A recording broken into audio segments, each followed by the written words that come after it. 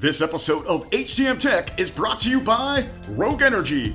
Rogue Energy offers a wide range of products including energy drinks and dietary supplements containing zero sugar, 0 to 5 calories, B vitamins, gluten-free, soy-free, and 100% vegan. Rogue Energy products are a great alternative to those corner store energy drinks that are loaded with sugar and cause you to crash soon after. Head over to rogueenergy.com where viewers of HTM Tech can get 10% off any order placed. Not just your first order, but any time you order. Just use offer code HTM Tech at the checkout to get your discount on one of the hottest energy drink brands on the market. Hey, don't take our word for it. Try it for yourself today. Hey, it's Joe the Tech Guy back here with another episode of HTM Tech. For those of you new to the channel, thank you so much for tuning in. Make sure you hit like and subscribe so every time I put out new content for you guys, you will get notified. And for those of you returning, thank you so much for returning. And speaking of returning, I have my good friend, Mr. Michael Jargo, back here. But before we get into what we're here for here today, man, what have you been up to lately? Oh, doing the work thing a lot. We've been trying to sit down and do an episode for 3-4 weeks at this point, and I've just been incredibly busy. So I'm happy that we finally had an opportunity that we could sit down and chew the fat a little bit. Yeah, for sure, because there's a cool event coming up here at the beginning of May that we want to kind of get to. But before we get to any of that, we're going to do something, my friend, that we have not done in a long time. The 7-second dance break.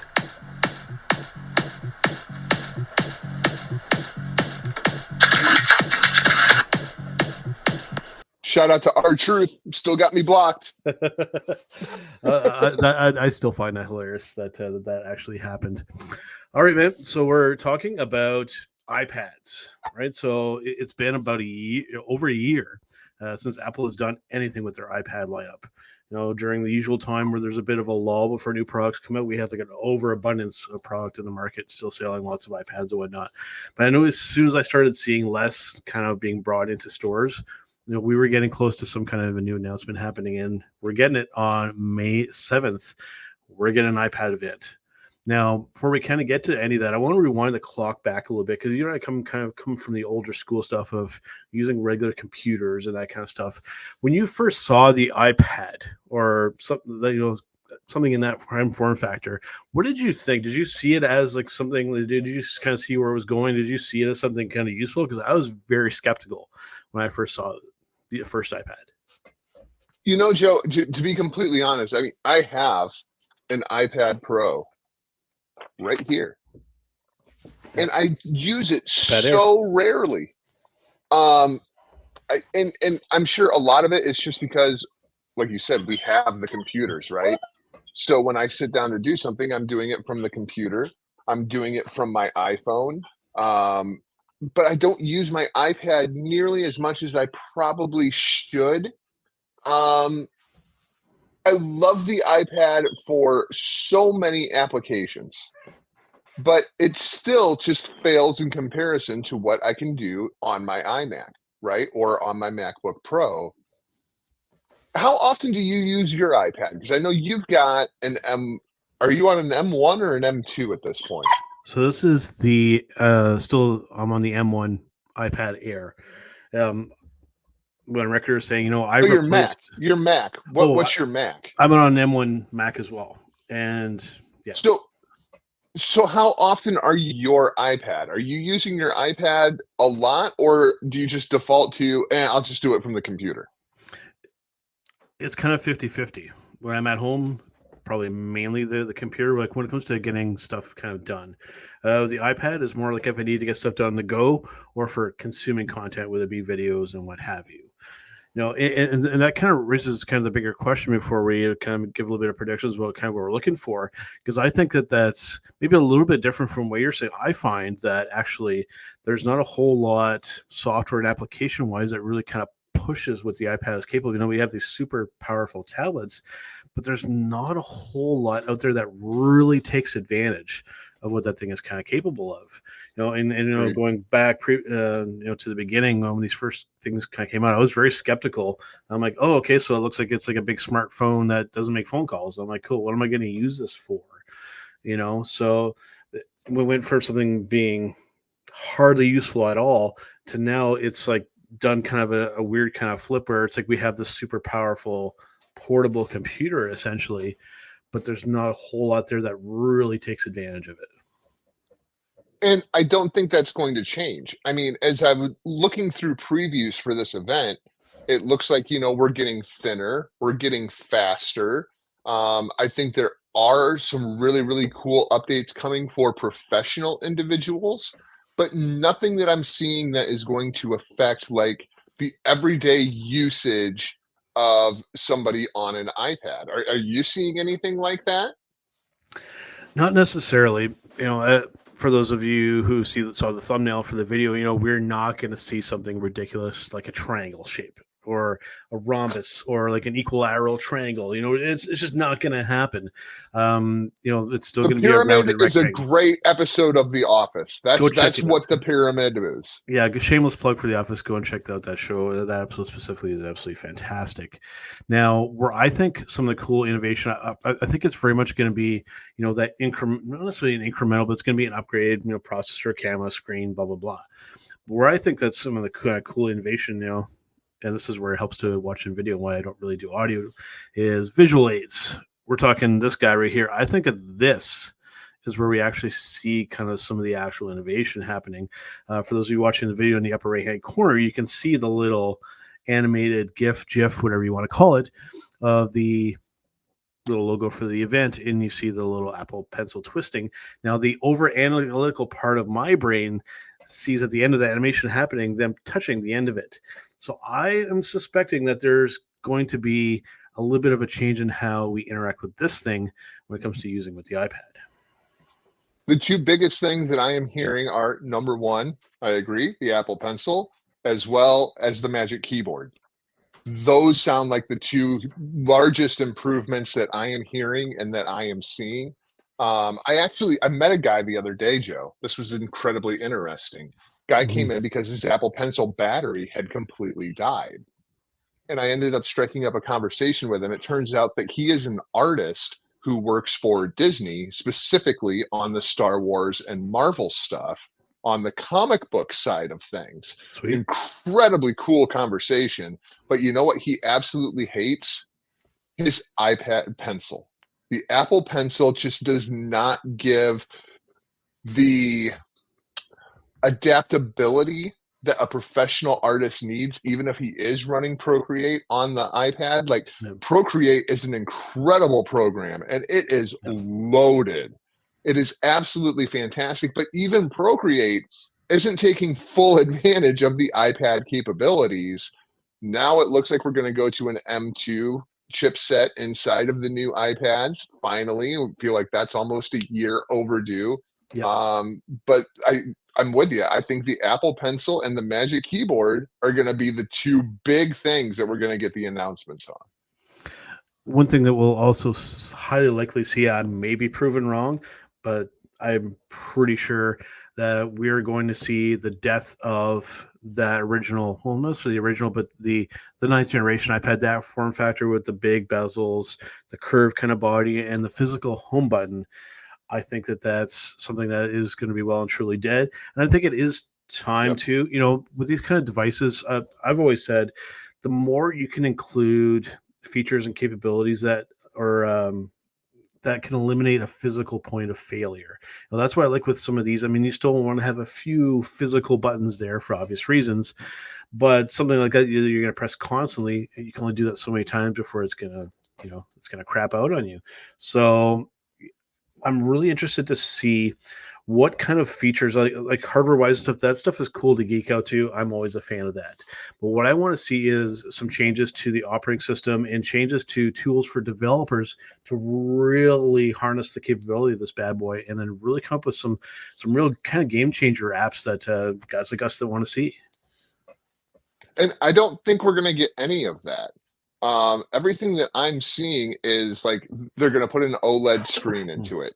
because your iPad display isn't already better than every other display that you're going to see on the face of the freaking planet. Right. We're going to make it 15% thinner. Okay, well, does that mean it's going to be 15% lighter? Because that's my single biggest thing that I dislike about my iPad Pro. It's fantastic, but it is so incredibly heavy that you brought up on the go. I'm doing things from my phone because the weight of this thing is just over the top. Having said that, then on our pro level iPads, the big, huge 13-inch bad boy and the 11-inch, what we saw what they did with the Max and the Pro on the iPhone things is that body going to be made of titanium on those pro level iPads. I hope not. I've seen a lot of issues with the titanium, man. What kind of issues? I'm curious. Denting. Really? Denting. I've seen a lot of issues with denting. I'm also hearing that they may be going to the glass back like they have on the iPhones, and I don't want that on my iPad. Not a fan of that. I do not want that at all on my iPad. And even the OLED screen. Like I see so many iPads with damaged screens. What's it going to cost to replace an OLED? Yeah, because the OLEDs are not cheap. The only advantage that I could see potentially to that glass back, which I'm not a fan of, because again, that's something else that can break or fail.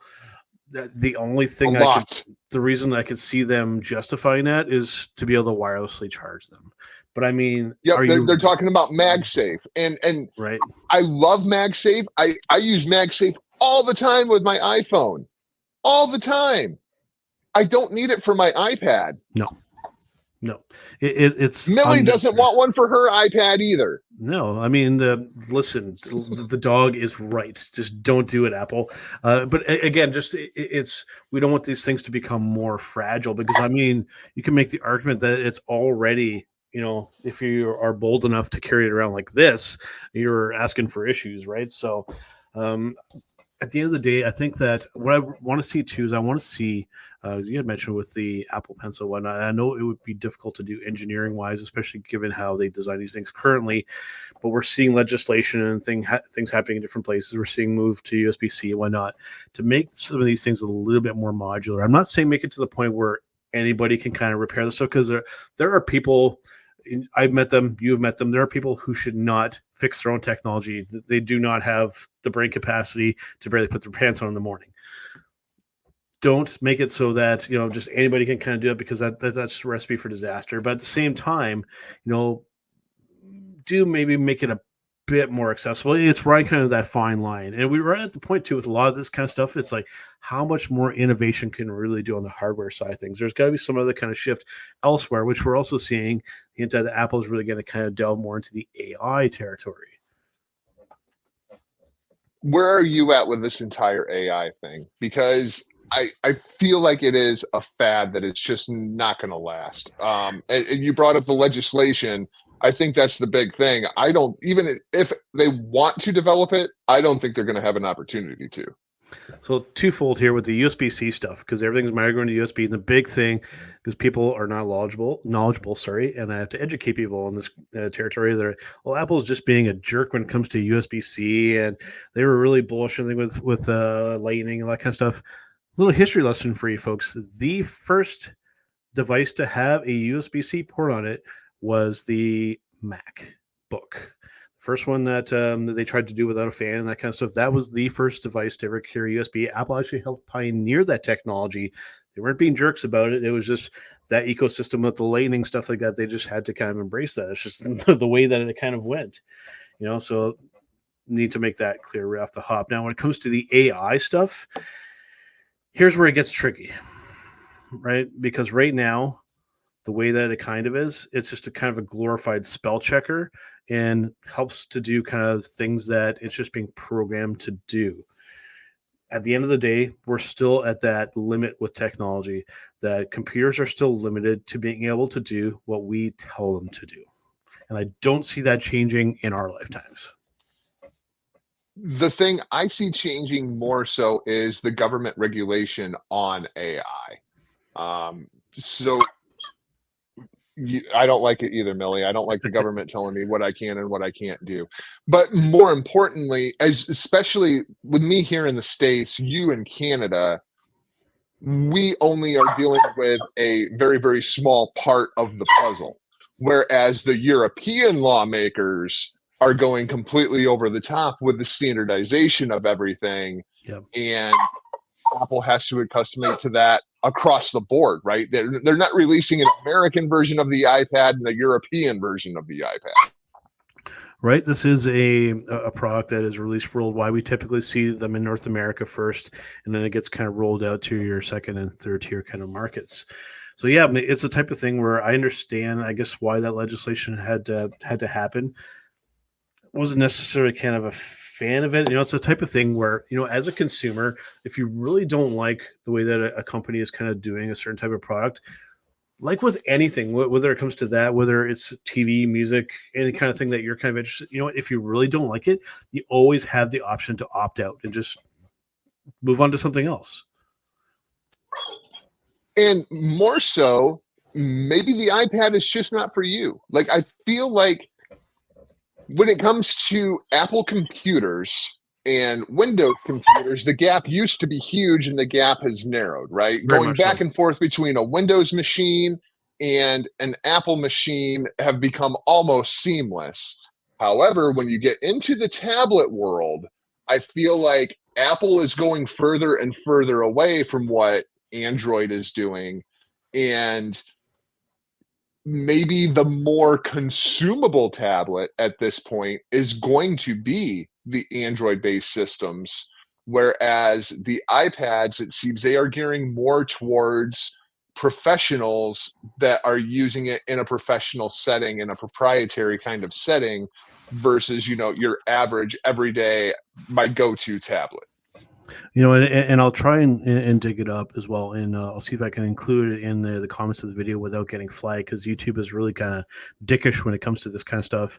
Our friend Mr. Stevie Richards on his channel, he did an entire video dedicated to, I took my iPad and made it my everyday kind of computer. He's like, explaining why this is a viable option for a lot of people to make it your laptop replacement. And for the large part, I definitely kind of agree. Having said that, though, it really does seem like it's still something that people are using primarily to just consume content, as opposed to really create, really able to get like real work done on it. Now, again, that kind of depends on the person. I'm deeply rooted in the Apple ecosystem, so getting kind of real stuff done on the iPad is pretty seamless to me. But, at the end of the day, given somebody that works in retail, the majority of the people that come into a store, they're just looking for a tablet. That's something that to keep reminding ourselves, being people who are really kind of deeply ingrained in the stuff, the average kind of person just wants a tablet. Nothing really kind of specific. You're going to get those people that are very much set in either side of things, whether it be Android or Apple, or if you're weird, Microsoft Surface devices, portable Windows is still kind of a shit show, for lack of a better term. But that's kind of the big thing here too, as well. With trying to appeal to this customer base with these new things, majority of people are just looking for a tablet. And there's nothing wrong with that, right? I mean, like, the big thing that I see a lot is people are coming in and they're buying iPads and they have absolutely no need for an iPad. And a lot of them seem to be older individuals, right? But it feels almost like Apple has cornered this market so severely that people come in looking for a tablet and they come in looking for an iPad, because the term iPad and tablet have almost become one and the same to the mass majority of the audience, where somebody could be coming in and buy a $90 Fire tablet right, and use it for exactly the same thing that they're going to spend, $700 on an iPad for. And I guess there are positives to that from the Apple viewpoint anyway. But from the actual, we're trying to help people and get you what you need, not what you think you need perspective, it does become challenging at times. And you hinted at that as well. We see it on the game console side of things where, everything's a Nintendo thing. And it's like, the kids are playing the Xbox games there on the Nintendo. I'm like, excuse me? Like, Well, I mean, even to go much more basic than that, if you go to the southern United States and you go to a restaurant and you sit down, they're going to ask you, what kind of Coke do you want? It might be a Mountain Dew, but they call it a Coke. Yeah. Because everything is a Coke. Every carbonated beverage in the South is a Coke. So let's say theoretically you ask for a Pepsi. Are you still getting a Coke? Yes. That's unfortunate. Yes, absolutely. And because it's not, what would you like to drink? It's what kind of Coke do you want? Right. I prefer mine in the white powdery form. Correct me if I'm wrong. Was the original Coca-Cola, did that not actually include trace amounts of cocaine? It did, in fact. Interesting when you look back on history, the things that we've done. But yeah, it's I wish it still did, man. I'd be a Coke drinker. Right? Yeah, that would make the workplace a lot more interesting, I think.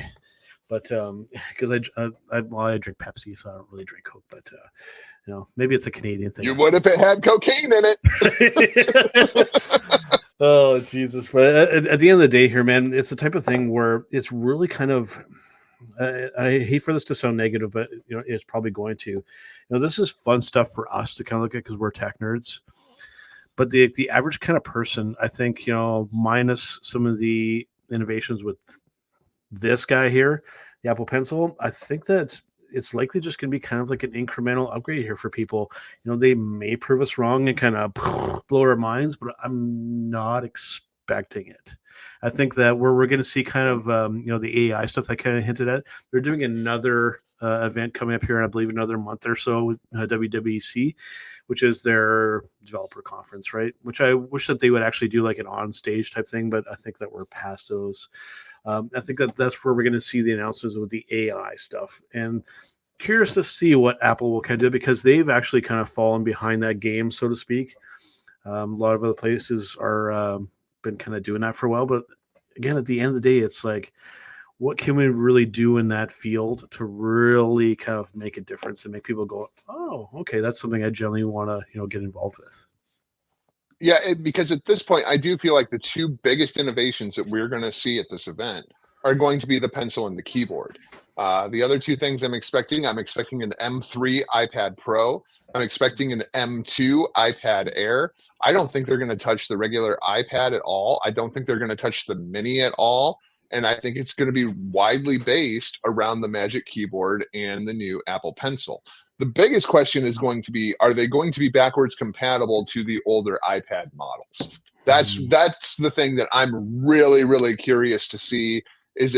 Are you going to have a new spec iPad in order to use the V3 pencil and the new version of the Magic Keyboard? That to me is the most interesting thing that I see coming at this event.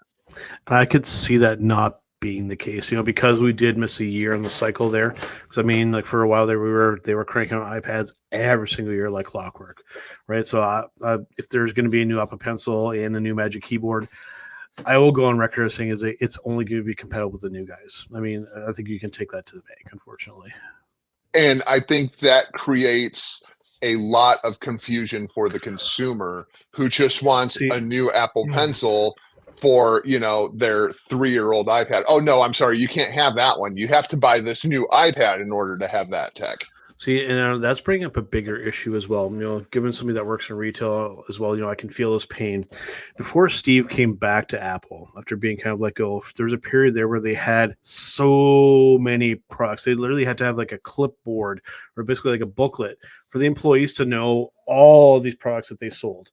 And then for a little while there, we had like a relatively short list of SKUs of products that Apple has, but now it's becoming kind of scattered and so kind of fragmented. There's so many things there where just like it's, as people who are not like us coming into a store like that and just seeing all this stuff, it's just like, okay, where do I start?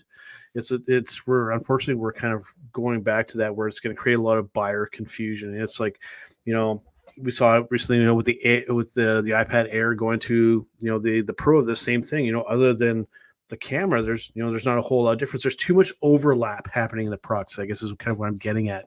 And I wish that we could kind of slip back a little bit to just a bit more of a streamlined product line, because I mean, even as I know I would love to be an Apple Store employee, but I mean, that would be quite the task to undertake. Oh, absolutely. And you're right. I mean, especially as we're only updating these models, we're not updating these models. Yeah. That becomes the problem, where when you have 4 different lines of iPads, now we're going to have 3 different lines of Apple Pencil, and we're going to have 3 different lines of the Magic Keyboard, and what goes with what, and give me a roadmap. And oh, this means I'm going to have to take like another 20 hours of Apple training so that I can, actually talk to people about what is different between this iPad and that iPad. And the problem is there's not enough difference that the average consumer notices the difference. The average consumer is not noticing a difference between a 12 megapixel camera and a 15 megapixel camera. They're not noticing that it's 0.05 millimeters thinner than the other, Right. and they don't care, and nor should they care. I feel like I love that we get these events and we get them as often as we do, but I would rather just get them more rarely and actually have something different rather than all these little baby steps into the elevator that the average consumer just does not care, and they're not going to notice a difference between an M1 iPad Pro and an M3 iPad Pro. Yeah, I agree, like 100%. I mean, those videos excellently produced. I mean, those are amazing to watch. Like the production value on them is second to none, right? But at the end of the day, it's more like, is the average person going to be like, oh no, really? No. I mean, those are for tech nerds like us to be like, okay, we're expecting probably just an incremental thing. Maybe they'll blow our minds kind of a bit with something. It's going to be a wait and see type thing. My expectations are fairly low for this. But I'll be very curious to see. Like I said, the iPad stuff is what it is. I'm expecting something kind of cool with this. I just don't know what it's going to be. But we'll have to wait and see. And after it happens, I'm hoping that we can get together and kind of talk about it. We'll see if we can make that happen. If not, I'll at least report to you guys what kind of innovations that happen at this event. But expectations are low, and I think everybody should. Because I'm seeing a lot of people get like super excited about this. Set your expectations a little bit low. Don't expect disappointment, but don't expect too much. Yep. No, I completely agree with you, especially for the mass consumer. It's going to be really, really cool to look at from a technology perspective. Yeah. Like I have an appreciation for what they did with the M3 chip, but I don't notice a whole lot of difference between the M3 and the M1. For sure. Agreed. All right. Well, that about wraps it up here. I'm going to actually be putting another episode here. So I think we still have a few more minutes here. So since I'm going to be recording a separate thing here, I thought it would just take like a second, because we're going to be talking about, I'm going to have our good friend, Mr. Michael Malcor on, and we're going to talk about digital books versus physical books. We've very much been that generation where we come from paperback books and magazines and stuff like that. And seeing, where we're kind of going with that. Do you read like any like physical magazines or books anymore, or are you all digital at this point? I'm all digital, but I'm all digital to the point that I am so lazy that I have other people read the books to me. Like I love I've become audiobooks. I'm huge on audiobooks, right? Yeah. That's kind of where I'm at. Like I even stuff that's not audiobooks, thanks to your beloved AI, I can just scan the book and have Snoop Dogg read it to me, and that book immediately becomes better. Ooh, you just piqued my interest. I can have Snoop Dogg read for me? Absolutely. If you want Snoop Dogg, you want Morgan Freeman, you want Samuel L. Jackson. I mean, there's all kinds of different choices. George Carlin. I would love to have George Carlin read me a book. George Carlin would be a good one. That'd be good. Darth Vader. James Earl Jones. Like James Earl Jones can read me absolutely. James Earl Jones could read me the phone book and it would be fascinating. It'd be highly, highly entertaining. Yeah, I'm kind of the same way. I've very much gravitated towards that. I mean, any kind of physical books are just kind of sitting collecting wise. And honestly, that's kind of the problem, is they just sit on the shelf, because this just makes it way too convenient to read and or listen to things now, in my personal opinion. Now, you know what? You know how you know when you have a great book, Joe? When you have a great book is when you have the audiobook, you've listened to the audiobook, and you think to yourself, you know what? I need a physical copy of that book too, just so I can put it on my shelf behind me and everybody can see, I bet you he read that book. Yeah, for sure. All right, man. I think that about wraps it up here. Before we go, we'll give you the floor is yours to plug whatever you want. I have nothing I want to plug, promote, put over. About the only podcast or review things that I am doing these days are right here with Joe the Tech Guy. So if you want to keep up with me across social media, it's at Not Jargo. Although chances are I'm not going to talk to you. I'd much rather encourage you to go talk to the vet. The vet will talk to anybody. You can look him up online at Opinion Haver. Awesome. All right, well, that wraps up here for this time, and we'll see you guys on the next one where we talk about how tech matters. HTM Tech is brought to you by Microplay, located at 265 King George Road in Brantford, Ontario, Canada, for all of your video game and collectible needs.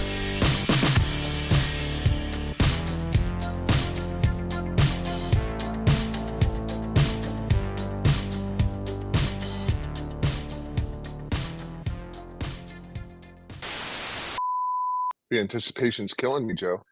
I guess it didn't come through on your end, but hopefully it may or may not have recorded on my end then, because I attempted to do a 7-second dance break and the audio just didn't come through. So what I will try and do is I will try and edit that in somehow, and we'll see what I can make happen. Damn it.